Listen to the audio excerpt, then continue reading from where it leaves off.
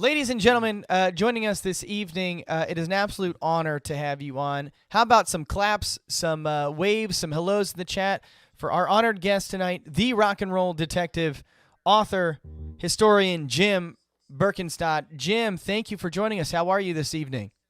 Hey, I'm great. Thanks for having me on, Greg and Matt. I'm really happy to be on your show, and I've really enjoyed watching it as well. Oh, thanks. Well, we've Thank had you. some technical issues tonight. We're blaming it on the storms everywhere, but we're good now. I think we're all set, and we're excited to have you on. But Jim, before we get started, I'm going to put you on the spot here. Okay, we didn't talk about these questions beforehand, but I feel like we need to ask, and it makes for good content if we catch you on the spot. You ready? You ready for these hard hitting questions? I hope so. All right. How about your favorite Beach Boys song? Do you have a favorite Beach Boys song? I would have to say, hands down, it's Good Vibrations. Cool. I still remember the first time I ever heard it. I was at some sort of summer camp that, your parents send you away to. And I was laying in bed and, they tell you to go to bed at a certain time. And I had a little transistor radio. I was in the 60s. Mm-hmm. And I was just starting to fall off to sleep while listening. And the song came on and I'm like, oh, this is great. And as I was falling off to sleep, there's that little break in the song Mm-hmm. where they do the ahs and then there's just everything stops Yeah. before they come back. Yeah. I was half in asleep dreaming that I had died and gone to heaven. And then all of a sudden the song burst back on. I'm like, oh, good, I'm still here. And Oh, how cool That's is awesome. that? funny how the mind works when you're some little kid, I totally know what you're talking about because I've always that happens with the alarm sometimes, right? The alarm is something in your dream or something. Yeah. Right. We need to how do Well. we make that happen? Matt, tonight when we go to sleep, we should turn on Good Vibe. I want to have that experience. Can you Oh, it imagine? was so cool. And it was Oh. it was just so blissful listening to the Beach Boys and then going, well, I guess it isn't so bad, I'm going to heaven and then there's nothing and then all of a sudden the song bursts back on. So it was a great moment for me and it I think solidified that song as one of my all-time favorites. Yeah. Oh, what a Very good. what a great answer. Thanks for One of the best answers I've ever heard. that to is that question. that's an awesome answer. I love that. Yeah. So, we're being that this is a Beach Boys really, by the way, lots of highs and hellos in our chat for you. We're so happy to have you on and honored. I think, this being a Beach Boy talk show, we obviously like to talk about the section of your book that talks about the Beach Boys, specifically Dennis Wilson and Charles Manson, all that kind of stuff. But Right. before we get into that, I was hoping, we can read your bio, but I thought it might be kind of cool.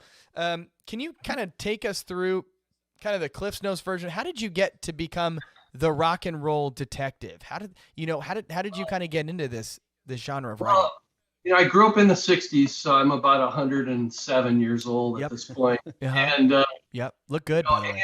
radio was a great place to learn about music.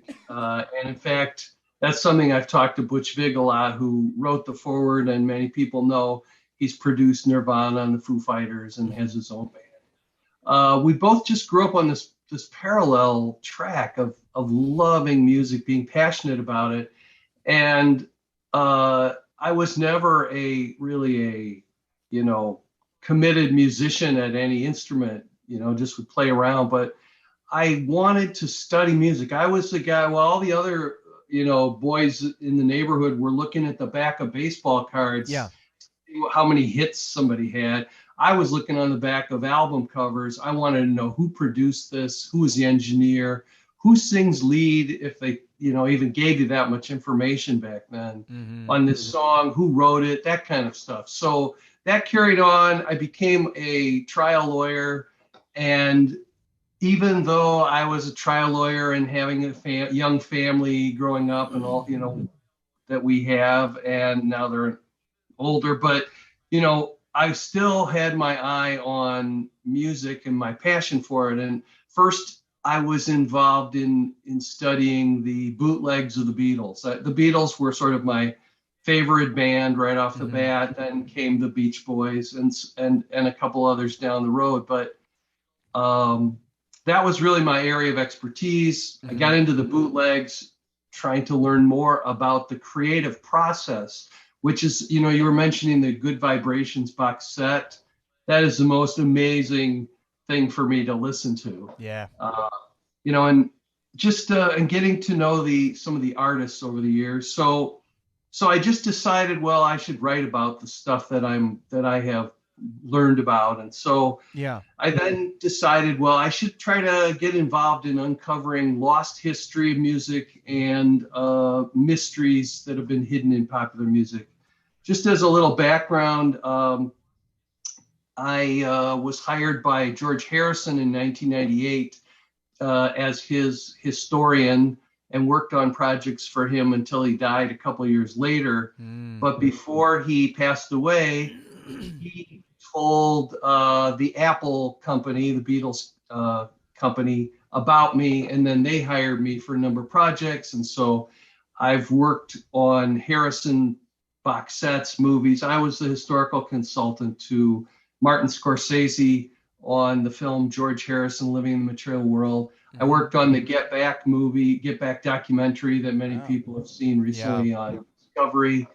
Worked on the Traveling Wilburys box set, the Beatles, several Beatle videos and films and things. And so, you know, it's just been a really enjoyable thing. And in between doing those sorts of consulting projects, I've been a writer. So first book was called Black Market Beatles, about their lost recordings. 1998, I wrote a book called Nevermind Nirvana, about the making of Nevermind's album. And of course, having Butch Vig as a friend made it very easy to have access to the people and the documents, you know, all of his production sheets, etc.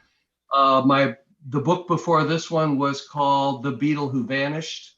It's about Jimmy Nicol, who stood in for Ringo Starr for a couple of weeks on their 1964 tour. Wow. That took 6 years to research because there was only ever one sentence about him in history. And so I wanted to know, what was it like before the Beatles? How did you get in position to be asked the day before their first ever world tour to be the sub-in drummer? What was it like then to be an everyday guy who goes from no one even notices you on the street to women screaming and pulling your hair and, you know, all that on Beatlemania? And then what do you do after you've had your 10 minutes of fame and you're only 25 years old? And it apparently is a pretty compelling book because Roy Orbison's son, Alex Orbison, optioned the rights. And so it's now being made into a feature film. Wow. So that's just kind of an overview. I've been an expert on the Reels channel for different documentaries and things like that. Wow. It's a passion, you know, just like you guys are passionate. And, you know, you do whatever you do that's your passion, you usually do it better than something you don't like doing. Amen. That's right. Amen. Yeah. Yep. It's why I try not to play Brian Wilson's 88 solo album very often, because I am not passionate about that. No, we're just messing around. Matt? Yeah, and just again for our viewers, we're talking with Jim Berkanstadt, who wrote this awesome book, Mysteries in the Music. Jim, for the viewers that may have not had a chance to read your book yet, can you kind of give a little overview of what it covers and maybe why you chose those specific mysteries to talk about? That was going to be my question. Absolutely, yeah. So Mysteries in the Music, Case Closed, is something where I wanted to examine the various secrets, myths, legends, hoaxes, and conspiracies that really are such an intriguing part of rock and roll and its history. And, you know, I basically used my old trial lawyer skills that I learned, where you have to interview people, you have to take depositions, you have to cross-examine people in a courtroom, and you have to determine who's telling the truth. Or you need to at least convince the jury that your client is telling the truth. So you end up looking for documents that aren't easily available. You end up becoming very good at interviewing people and getting the information that you need. And so I put those tools to work. As to the chapters, so I travel back to the 1950s to uncover who really discovered Elvis Presley. A lot of people believe that Sam Phillips is the sole person that deserves all the credit. Mm-hmm. But I actually found 3 other people and was able to prove, I thought definitively, that they also deserve equal credit for discovering Elvis Presley. I also do a story that was popular in the late 1960s when Rolling Stone did a record review about a group called the Masked Marauders. Yeah. And the review, of course, for people who aren't aware, was about the Bob Dylan, the Rolling Stones, and the Beatles all coming together to create the ultimate supergroup album. So I picked these different stories. One reason I picked them, were the ones I picked, was I wanted to cover different decades of popular music. So Elvis is from the 50s, the Masked Marauders are from the 60s. The FBI tracking down whether or not Louie Louie was obscene and following the band around and cornering them in a hotel room. You know, that was from the 60s, of course. The Traveling Wilburys, a whole deep dive into their mythology. That's from the 80s. I even went back to the 1920s to discover a black sharecropper who didn't want to be a farmer and didn't want to be a sharecropper. He wanted to be a blues musician traveling around the South and the Mississippi Delta, and how he came to use different pseudonyms and the reasons behind that, why he would use different names for different recordings. Because, you know, a lot of people first heard about pseudonyms, maybe it was the Traveling Wilburys, where they were Nelson Wilbury and Otis Wilbury. Maybe it was the Beatles on the cover of Sgt. Pepper calling themselves Sgt. Pepper's Lonely Hearts Club Band. But this goes back many, many decades, the use of pseudonyms in music for different purposes.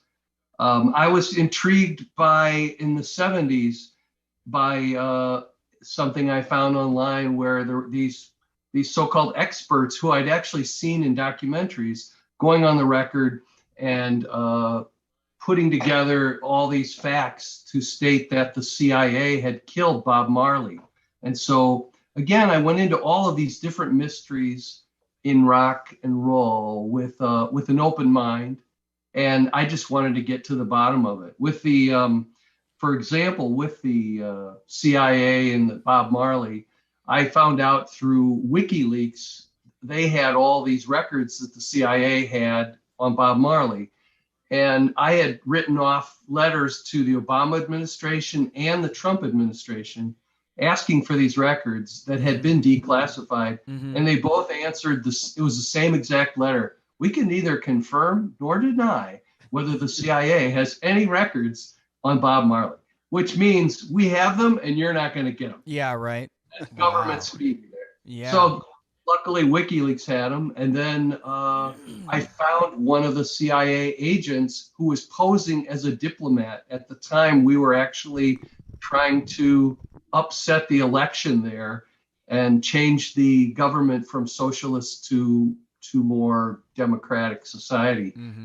So when you really dig deep and you have the knowledge and the tools to do that, you can really discover some interesting things. So I applied that to these music mystery stories. Now, when you talk about going back, I'm looking at documents is one thing. Talking to an actual person that's kind of been in and experienced it is another. Did you hit any roadblocks in terms of recall, memory, being that some of these events, you know, we're talking 60 plus years, 50, 60 plus years, right? Well, there are times where I, in my mind, question somebody's memory. I didn't get to talk to Sam Phillips, but luckily he had made a number of interesting self-serving statements about discovering Elvis. And sometimes what I learned in the courtroom is that sometimes people will embellish and add some additional facts that aren't there, and they may not even be doing it intentionally, but they want to impress the jury with their so-called credibility.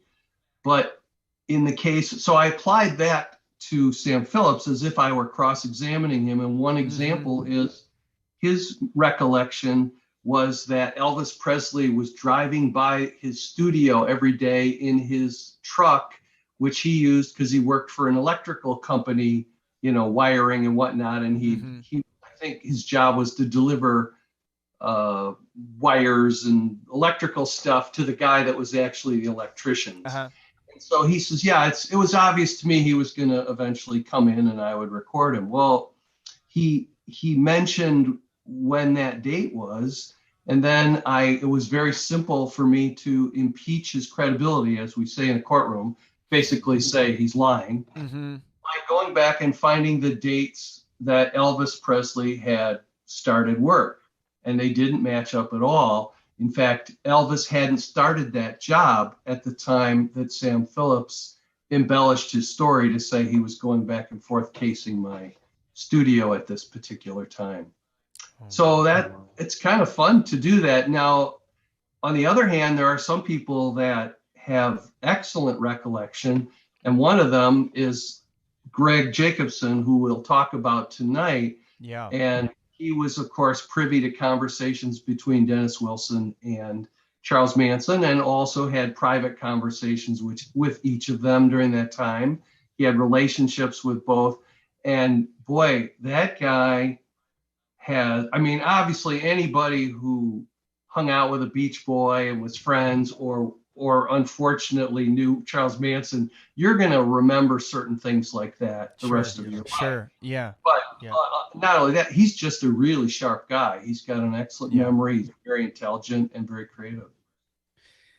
Very good. And that's a great segue into, maybe we can start speaking about that, particularly Dennis Wilson and Charles Manson. For our viewers here, what is, because before I read your book, and particularly that story, I knew that there was a connection with Dennis Wilson and Manson, and there was a song on an album that Charles Manson thought they stole or whatever. So maybe you could just give a little background. And I know I want people to read your books if you don't feel comfortable giving it all away, but what's kind of the mystery that you were looking to find between Dennis Wilson and Charles Manson? Well, it's very interesting because, I had only just sort of heard about it. And then I saw these like headlines. One of them was on ABC News, which said, "Watch Charles Manson discuss Beach Boys song theft." And I'm like, wow, ABC News. And then some of the other headlines I saw when I was just looking for another mystery was, "Beach Boys stole music from Charles Manson." Not even a question mark at the end, just this is what happened. Right. And how a stolen Beach Boys song helped lead to Charles Manson's murderous path. So they stole the song and the Beach Boys are responsible for all the murder.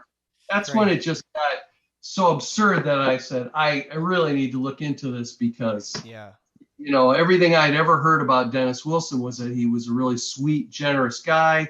Of course, he liked to party, who didn't back then? And he had, he was very talented, charismatic person. So what I discovered was that, Manson was claiming that the Beach Boys had stolen this song for their own and kept the royalties. And I wanted to see if there was anyone yet still alive who could at least fill in some of the facts. Because as a lawyer, before you can apply the law to a situation, and the situation is, did someone steal a copyright in this case, you need to know all the facts and as many as you can gather. So I wanted to talk to Nick Grillo, who was their manager at the time.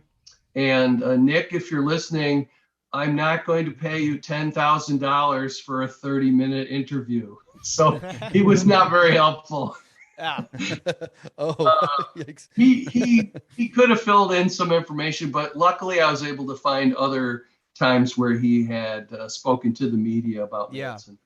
But when I found that Greg Jacobson had been in the middle of this relationship and transaction with Dennis Wilson, I tried very hard to find him, but I literally could not find him. But I found this little piece of information that he had worked on on a posthumous CD release of Dennis's, because they had written songs together, and that he had hired the late Taylor Hawkins, who sadly died just a couple weeks ago. Right. Yeah. In fact, I thank Taylor in the book, and the reason is that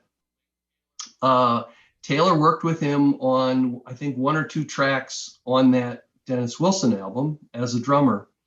And I think they had very, kind of a similar vibe, the two of them as drummers, and were very powerful, confident drummers. So anyway, I called Butch Vig, and I knew Butch would know Taylor because Butch had produced the Foo Fighters couple albums and a documentary with them. So Butch called Taylor Hawkins, and 5 minutes later called me back and said, "Yep, Taylor said, here's his phone number."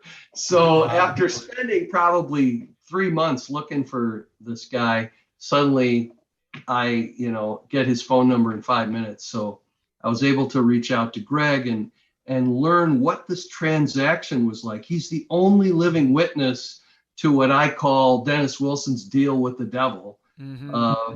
Because I really think that, as you guys were mentioning earlier, that this really did, after Manson killed all those people, it really had a very tough impact on Dennis. And, I think it hurt his soul to have even been involved like that, and to think that the Beach Boys would, which were considered this wonderful Southern California band, to be just suddenly forever linked to this awful person who sort of ruined the vibe of the 1960s.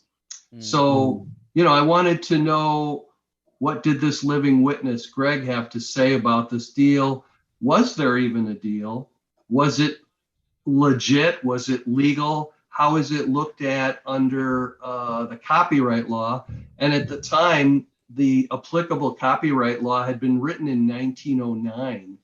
And so, just to give you an idea, today lawyers, they literally charge by the page. And right. With, word processing and all of that, contracts, that used to be 1 page are now a book. And the same goes for when Congress passes a law. This 1909 law is maybe 3 pages long, but then the 1976 Act is bigger and bigger, and they all just get bigger. So it just didn't have a lot of detail as to how to apply the law. So I had to speak with federal judge who's an expert on copyright law. And I had to also just go into the whole vibe of why are the Beach Boys and or Dennis Wilson being blamed for Manson's activities? Just like, how can you blame the Beatles for writing a song called Helter Skelter and say, oh, well, that influenced Manson to kill those people? Again, right. That was a song about a specific carnival type ride they have in England. It's a tower with a little slide that goes all the way down. It's not whatever, crazy racist idea that Manson had for the world, having this awful Armageddon. Do you, man, I have a couple questions. Matt, do you mind if I go ahead? Jump No, in yeah, here this real quick? Is great. Go ahead. Yeah. So then you can choose not to answer this because I don't know if it'll give away anything in the book, but let's say hypothetically, Charles Manson doesn't kill anybody. He ends up going off and being an accountant for the next 40 years, but then decides to turn around, let's say today or 10 years ago, something like that, and say, hey, I wrote lyrics for that song. Capitol Brothers Records are putting out all this new release Beach Boy material. Right, like I'm talking today, right? He sees that the Beach Boys put out some new stuff from the 2020 era. Right. Does he have any ground to stand on to go back and say, hey, I should be paid some money here? Mm-hmm. Well, I don't think there's an easy way to answer that without giving away the legal answer to what transpired. That's fair. And I would love to tell you, but then, it's sort of like, hey, for all of you tonight who were out to dinner and taped that football game, here's the final score. And how Right. many people will then go and watch that Well, DVR? hold on. There are like 8 other mysteries in here that we are not disclosing. I know. But I mean, I'm messing. I think that the Beach Boys fans would really enjoy, going through it themselves. And that's the difficulty with talking about any or all of these. But I'll just say this, that copyright law is not all black and white. There is a gray area, and sometimes things aren't covered. And when that happens, judges have to look at all of the factual circumstances and determine what would be fair and equitable for the parties if, let's say, Manson were to bring a lawsuit and say, I wrote Cease to Exist. The Beach Boys turned it into Never Learn Not to Love. Mm-hmm. They changed the title. They changed some of the lyrics.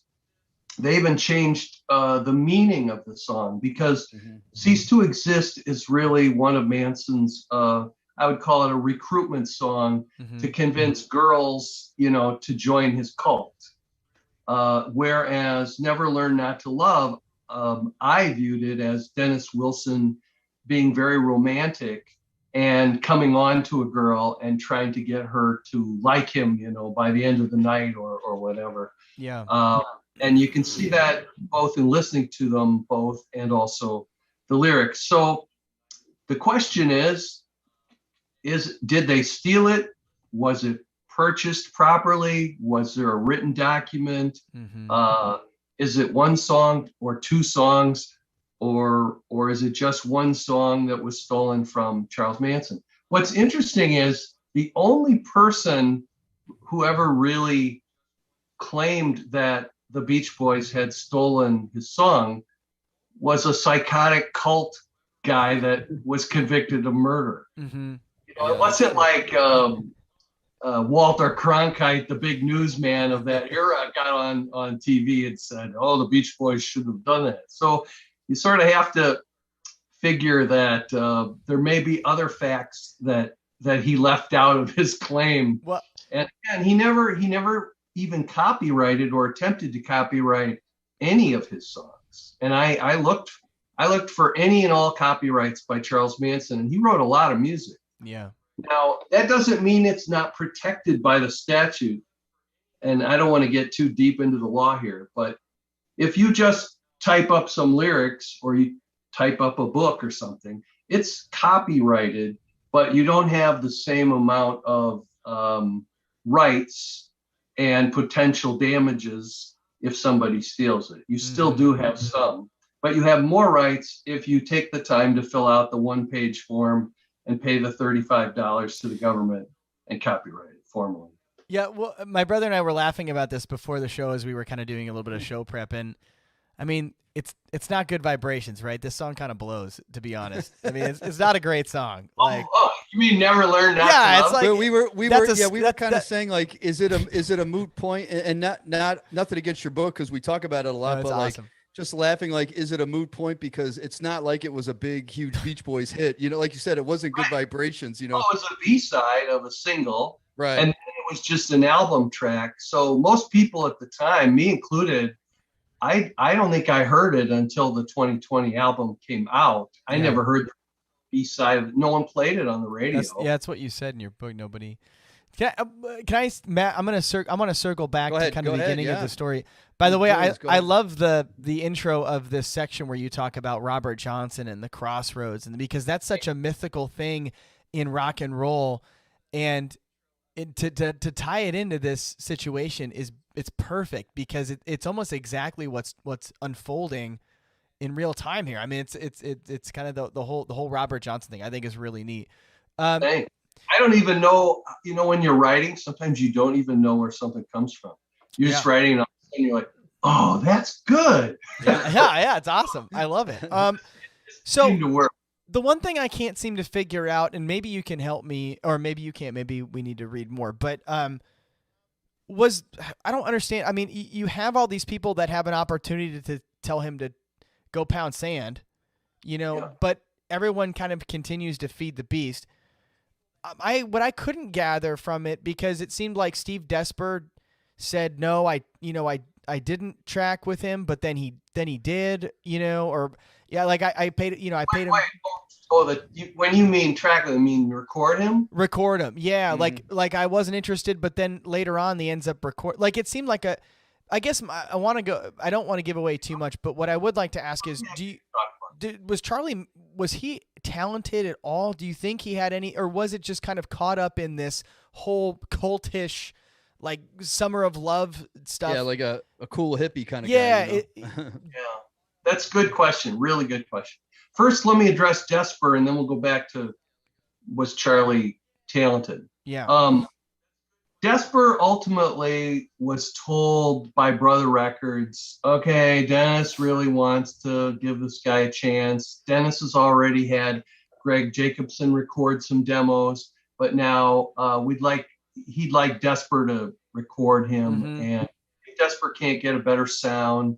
The other Beach Boys, when Charlie was still just this giggly, hippie, phony guru guy, they were just he was just an annoyance. It's like, okay, well, Dennis really is into him. Well, we're all part of this company where any of us is allowed to try to bring someone in, produce them, and potentially sign them to a deal. And you got to remember, Dennis had taken him over to Mama Cass's and introduced him to, I don't know, Neil Young and Stephen Stills and Mamas and the Papas and all these people.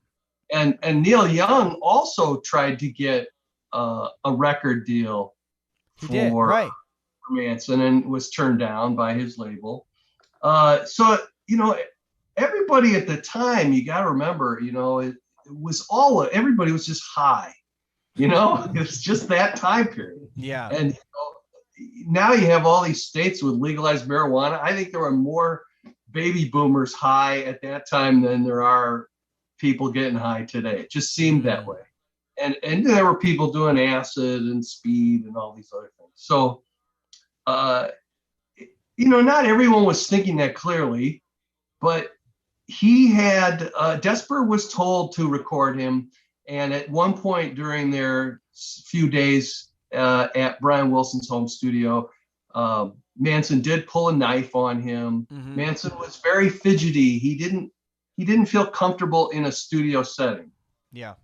He felt comfortable playing to his, flock of women, his harem. He felt comfortable hanging out with other hippies or other musicians, getting high and playing, but he did not do well in any of the studio events that I document in the book. I think I document 3 or 4 different sessions at different times. But he did it, and he then wrote a note, which I think went to Nick Grillo, saying, this guy's not quite ready to be a signed recording artist. And later he told me, I think we had another phone call, and Desper said, if he had just been patient and try to learn a little more and realize there's more to this and be a little more relaxed in the studio, he maybe could have been an artist that would maybe be signed to do a couple of songs or possibly one album, and that would be about it. But that wasn't Charlie's style. Charlie was pretty high on himself. As to whether I think he was talented, not really. I mean, his guitar style, it looks like, Greg, that you're a guitarist from behind, looking behind you. Yeah, hack guitarist. Yeah. Well, you're a great pianist. I saw that early tonight. But Charlie Manson basically would pick 2 fat chords, and go back and forth, and forth. And then, as Greg Jacobson described it, he said, it was as if Manson was the first rapper. He would just make stuff up. He would rhyme words, and then he'd play these chords back and forth. And because he was clever enough and able to create these different lyrics right off the top of his head, whereas that was not easy for actual artists to do, I think both Neil Young and Dennis Wilson were very impressed by that. Yeah. But again, I mean, it's all subjective, but I don't think he was talented enough, based on what I've heard of his recordings, to be signed to a record label. Yeah. You mentioned in the book as well a little bit about how the aftermath of this, even to this day, is kind of a black eye, for the Beach Boys' reputation. They're maligned a little bit.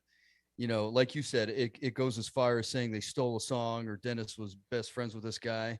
After doing your research and everything, do you think, I don't want to load the question, but do you think it's unfair? Do you think the Beach Boys' reputation, the way it kind of is always going to be stuck with Charles Manson and what he did after, he dealt with the music? Do you think it's unfair that the Beach Boys kind of have that maligned reputation a little bit? Absolutely, 100%. Okay. What I think I go into this towards the end of the chapter, and it's a pretty in-depth, long chapter because a lot of things have to be covered and dealt with. But, Dennis Wilson let Manson and his harem move into his house. While they lived there, he gave them clothing. He gave them gold records. He bought them whatever type of food they wanted. And previously, they were dumpster diving in the back of grocery stores. Mm-hmm. He gave them cash. They always ate well. He paid for all of their healthcare appointments, which were mostly sexually transmitted disease problems. Mm-hmm. And they, two of the male members of Manson's cult crashed his brand new sports car. And so he was very generous. And in fact, when they crashed his car, he's like, oh, okay, well, that's the way it goes. He was very generous with them. And then he paid Greg Jacobson, he paid for the recording time and allowed Manson, a complete unknown, to record demos. Then he bought a song, we think, from Charles Manson, or stole it, depending on what this chapter says. Got to read the book. Thanks, everybody. Go out and buy this copy of Mysteries in Music. And we'll sign it. There we go.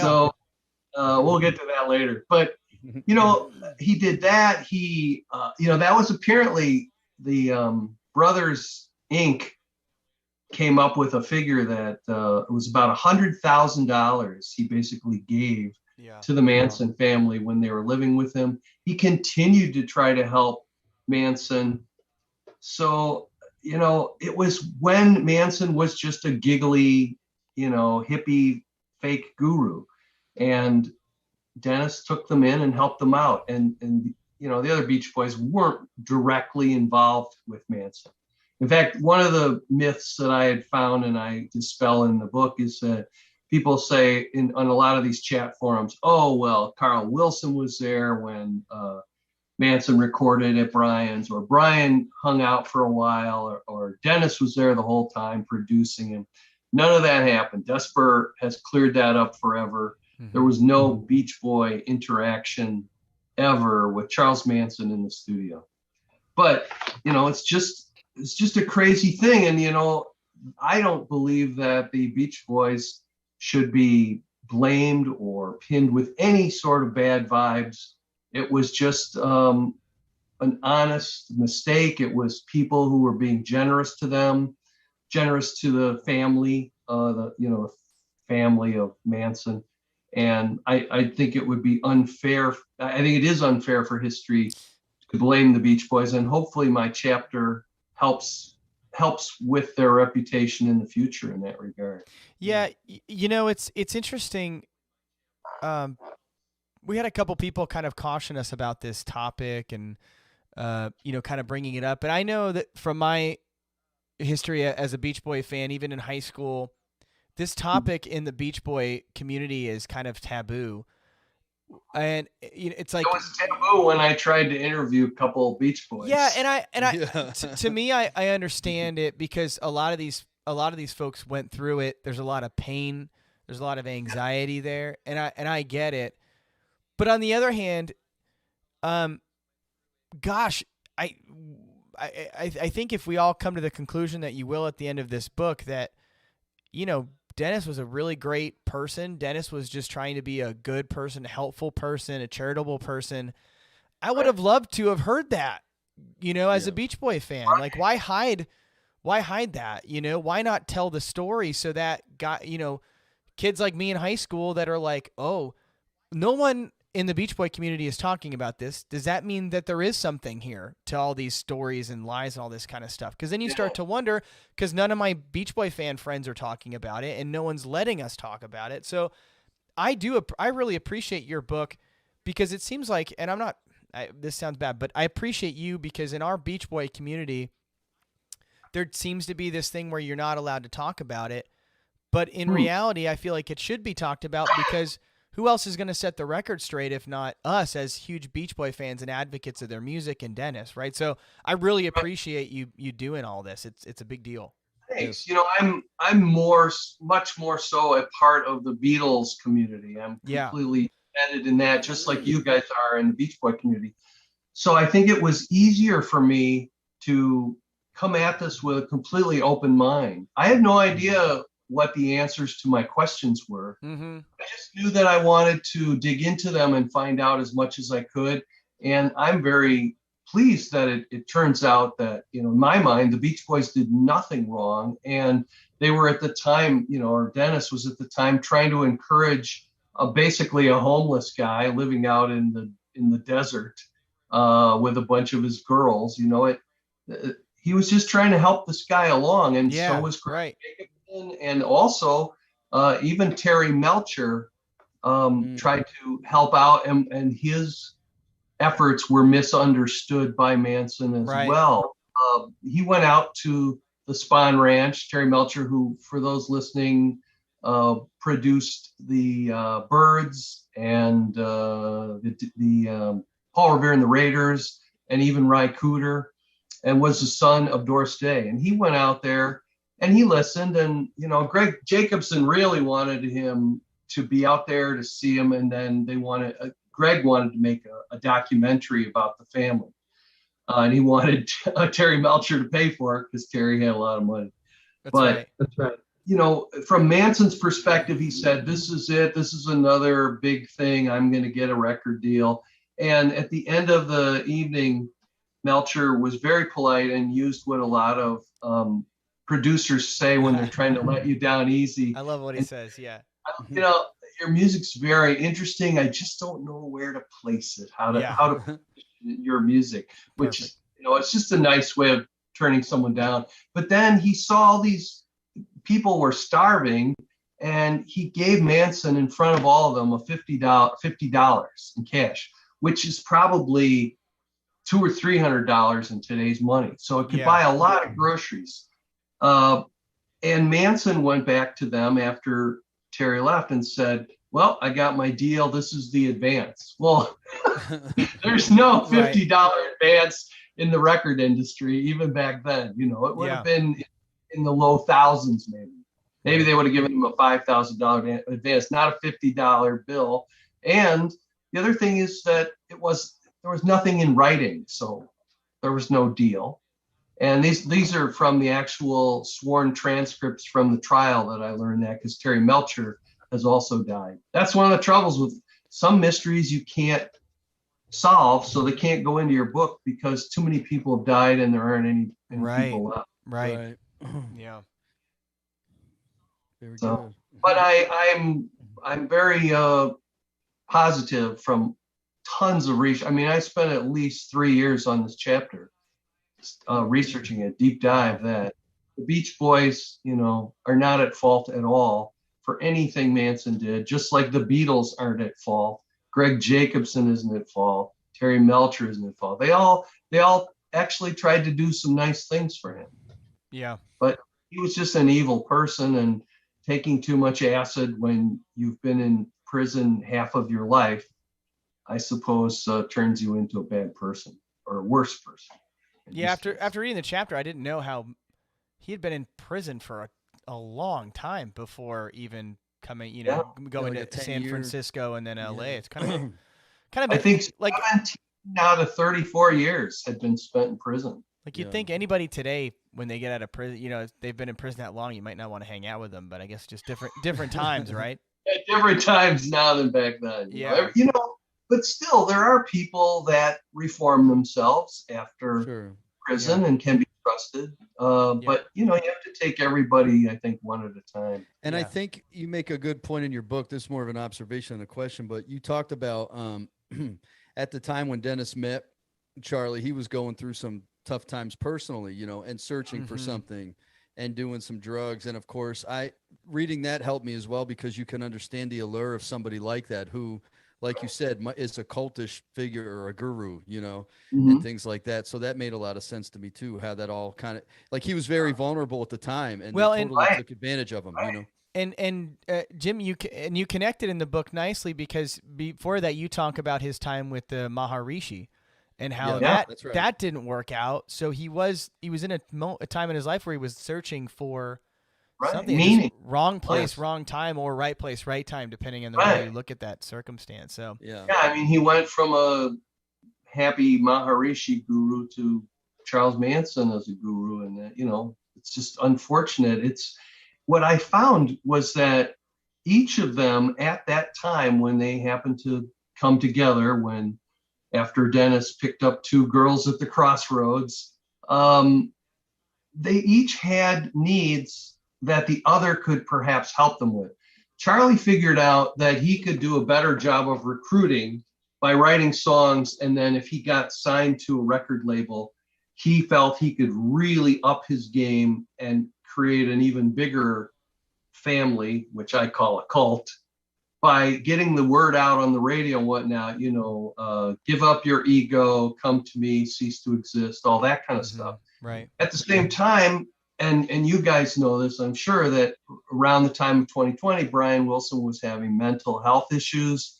He had done acid, and he was spending a lot of time in his bedroom.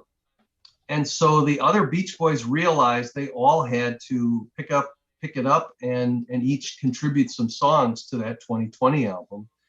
And being a drummer is not the easiest place to be if you don't play other instruments like guitar, piano, to suddenly learn how to write a song that could be on your band's album. So I think he was impressed by the ease with which Manson was, coming up with words and playing notes, and Manson taught him a little bit of guitar. And I think they both sort of needed each other for different purposes, and it just was an unfortunate thing that Manson turned out to be this horrible person. Yeah, that's for sure. Silver lining for me in this book, and maybe get one more question. Do you mind if we take a couple questions from our chat? Is that okay?